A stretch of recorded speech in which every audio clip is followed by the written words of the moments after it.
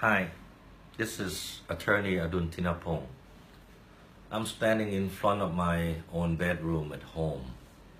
Today I'm gonna come and speak about Peter's case, the cops in the freezer. Peter was charged with the very severe charge that he attempted murder the police officer. So when he got that charge, I thought about the place where he and the police officer involved in this gunshot was in his bedroom on the 4th floor. So I went to the Bangkok remand prison to ask him how your bedroom looked like. He drew the length and the width and all details of his bedroom through the cells to me. And I copy what he draw to me, and it looks like this. I put it on the wall. This is my own handwriting. You can see I wrote here the bed headboard, and this is his bed, and this is the safe where he kept the gun. Okay, and this is the door, the entrance door into his bedroom on the 4th floor. This is a cloth closet. So what he told me that on that day, he was here, and then he took the gun from the safe when the police went in behind him here. And they got a rumbling until the first gun was shot out and hit the ceiling above his bathroom door. Then the second bullet was shot and hit the entrance door. Then the last bullet was hit the sergeant police, Kanchanapong. That was his name. Okay, I got these details. Then when I look at my own sketch, I think it's kind of like a crazy one. I have my daughter's boyfriend, not. He has his friend who is, I'm not sure, an architect or the interior designer. His name is Hoi. I asked him, can you please help me? If I have the measure of the room, can you sketch the bedroom of Peter for me? So he was so nice to come over to my house after that. And he drew a bird eye view sketch, which is this one. So if you remember, this is the bed headboard, and this is Peter's bed. Okay, here, the whole bed, looking from the ceiling down. This is the entrance door, according to Peter's sketch and my sketch. This is the bathroom door. So Peter stood here, took the gun from the safe, and drumming with the sergeant police, and the first gun was shot and hit the ceiling according to his details, and the second gun was shot and hit the door of the entrance door. The third one hit the side of the police sergeant. Okay, and that's why I put it here, like the yellow color is the defendant, and the one with like a zebra stripe is the sergeant police. Okay, so when I had this done, I thought about I will use this to defend Peter in the case. But after 16 December 2016, when the DA filed the lawsuit against Peter, I have a chance to make a photocopy of the evidences of the DA. One of these evidences was the draw an exact measure by the forensic department official, which is this one. This one, the police went in and measured all his bedroom. You will see that this is the headboard, and this is Peter's bed. Okay, it may have a different direction of that too, but this is a safe where Peter put the gun. Okay, so with this, I think this is okay. We have a measurement here, but it's in Thai. I'm gonna tell you from the wall here to the wall here in Peter's room, it is 4 meters. And from the wall here to around here, which is the same level line of the safe where the gun was kept, it was 3.65 meters. Okay? And from the wall here to this direction to here, you see this line, the dot thing, is about the end of the bed where the police claim that Peter sat here.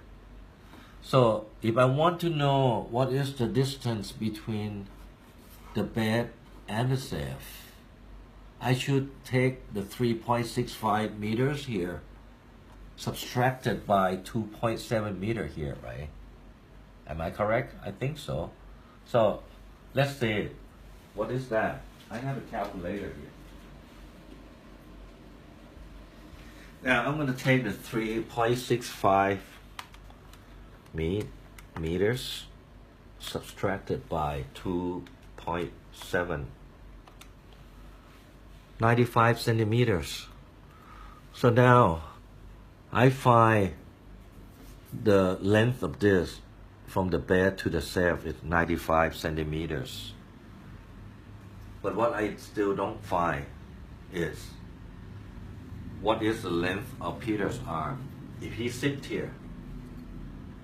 So what I did was I went to the Bangkok remand prison again and asked the prison officer, please measure Peter's arm length, and I found it to be 66 centimeters. So when you take 95 centimeters, subtract by 66, the result is 29 centimeters, which means if Peter sits here and his arm length is 66 centimeters, he cannot open the safe to get the gun because he needs another 29 centimeters here. Okay, so one of the DA's or the prosecutor's evidence is the photocopy of Peter's room, which I enlarge it and I make the 95 centimeters of the length from the safe. This is the real safe of his bedroom to the end of his bed. It's 95 centimeters, as I said. Peter's arm's length is 66 centimeters, as I said. And that's how I said he needs 29 centimeters to open the safe if he still sits there. But from Peter's fact, he told me that he just like half sit, half stand between here to open the safe. But all the police insist that Peter sit here while he took the gun from the safe. Then I found another map that the Phakano police station drew from the statement of the 4 tourist policemen who were in the Peter's bedroom that day. You will see that from this one, he claimed that Peter still sits on the bed here, and the safe is here. Okay, you still remember the distance between here, right?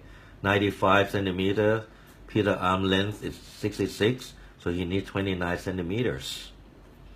The next person on his left is Sergeant Police Noparat. Okay, and the one next to is Sergeant Police Kanchanapong. They make it red color because this cop was hit by the bullet. Okay, and then the third one is Sergeant Police Pasokcho. From this map, that means he was outside the bedroom. The last one is Police Corporal Tiwa Kanyu. He was also outside the bedroom. This is the entrance door. Okay, so when I see all this, I start to think, how can I stimulate the incident that day?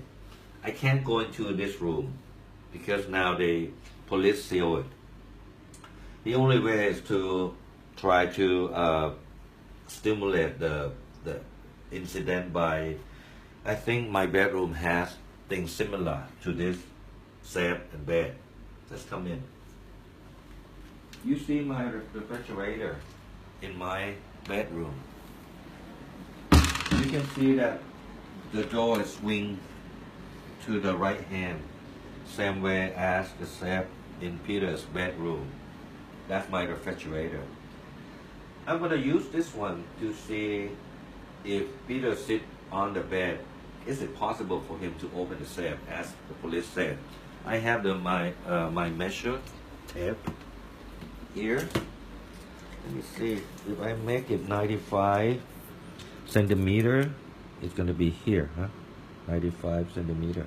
I'm going to lock it here, okay, and if I put it here, now I got the distance between the safe and the bedroom. I'm going to use this chair to represent Peter's bed at 95 centimeters. And I have another measure tape. If I make Peter's arm length at 66 centimeter, it's here. Okay?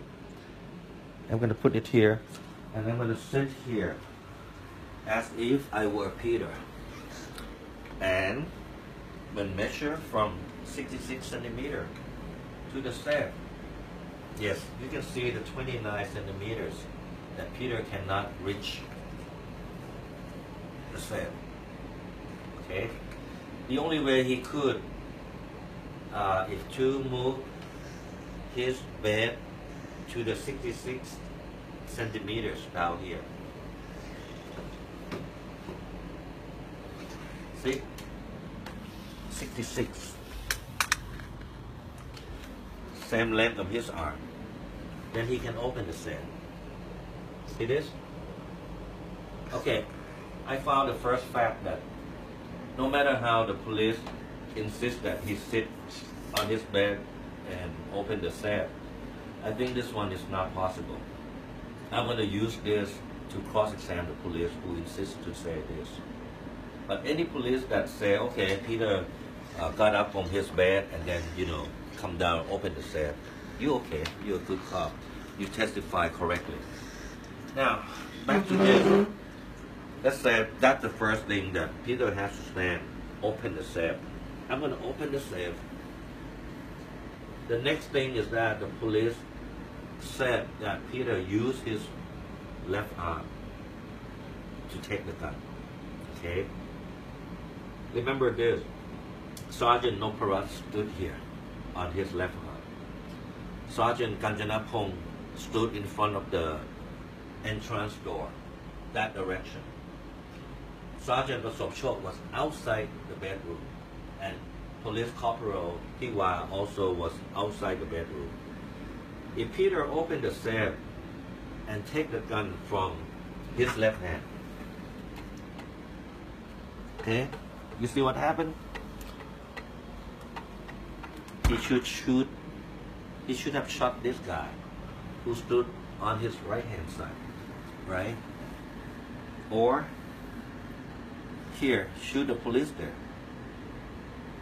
But according to what the police testimony, a statement at the police station, when Peter take the gun by his left hand and he sat on the bed, police said that he turned 270 degrees to shoot that police like this. Do you think it makes sense? And taking the gun, he didn't shoot this one. He didn't shoot that one this way. But he just turned 270 degrees when his right leg stuck on the bed. He couldn't move effectively to turn like this. That doesn't make sense to me. The other thing is, if you try to kill someone, criminal theory, you have to aim the gun at your target or at your victim. But when your eyes, your shoulder open the safe, your eyes is here. When you take the gun, your eyes at the gun. You could not, when your target is here, you did not aim at him and that you should not be charged as murder or charged as attempt murder of that police. Okay, so that doesn't make sense. So he further said, when Peter tried to shoot this, the gun hit the door, and then the police came in and trying to grab gun from him, and then the gun was shot out, and then Peter tried to kill the police, then the gun shot the third one to the police belly. Okay, then he let the gun go. That according to the police. And what did Peter say to me? Peter said like this. He said, I stood up from the bed and I knelt down and opened the safe, and I used my right hand and take the gun, try to kill myself. Okay, then the police came behind me and tried to take this gun out of my hand. So the gun go this way, and it was shot the first one. And then the police managed to get the gun. Well, the first one, sorry, the police came in and grabbed the gun by this barrel. The gun was in the police hand, and the gun was shot once. Okay, then Peter tried to take the gun back by, slap the police right hand, and then use his left hand to take the gun out of the police right hand and try to go shoot himself. Then the police left arm came behind him and tried to take the gun out of Peter's hand, while his free right hand also can grab the handgun, and the left take this gun. And then Peter tried to put it back to his chest or belly when the second bullet was shot that way. Okay? And hit the entrance door that way. But this is the Glock 26 polymer. Once you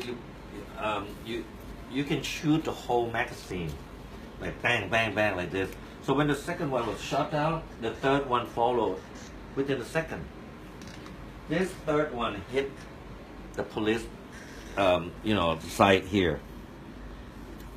Okay, this is what difference between what the police said and what Peter said.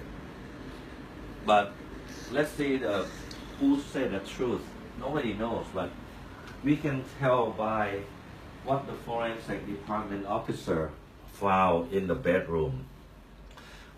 They found one bullet was hit the bedboard head here, the first one, and the second one hit the entrance door. Then the third one, all right, just hit slightly to his right hand side here. Okay, I don't know. I'm trying to. To me, I believe that the first one hit this, second one hit this one, then the third one hit him. But all these three bullets, this police Kanchanapong held the gun on his hand, not Peter. Why am I so sure like that? Because I found the result of the gunshot residue. Here, you see it's in Thai, but it said that the result is that they found the antimony at the hand of Peter Johnson at the quantity which cannot be confirmed that Mr. Peter Johnson involved in the gun shooting. What does this mean? This means that these three bullets were not shot by him because his hand has no gunshot residue, and it's on the hand of this police sergeant Kanchanapong. Okay? If I'm right, I'm gonna use all this thing and the proof, whatever the distance, to cross-examine the police in this case. But the result of this, I can't guarantee. I try my best to cross-examine the 3-4 police that were in the room. You will know the result soon after I done this trial. But for today, thank you for listening. Bye bye.